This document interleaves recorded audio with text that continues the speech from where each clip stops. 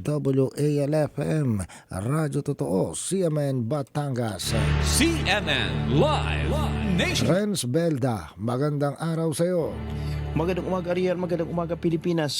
Ipinamalas ng pamahalang lungsod ng Santo Tomas ng matibay na pagkakaisa at sama-samang pamahala sa isalagong First Quarter Joint Council Meeting.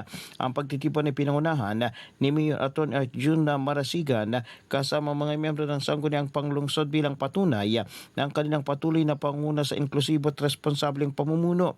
Pinag-isa sa pulong ang mga miyembro ng City Peace and Order Council, City Anti-Drug Abuse Council at City Development Council upang talakayin at pagtibay ng mga programa, polisiya at estratehiyang magpapalakas sa kapayapaan, kaisan, kaunlad at kapakanan ng bawat Tomasino.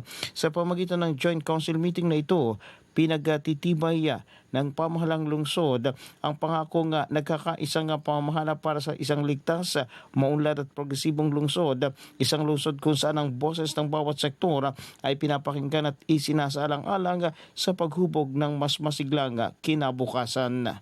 Mula sa DWALFM 95.9, ito si Renz Belda ng CMN Batangas nag-ulat live para sa CMN Pilipinas.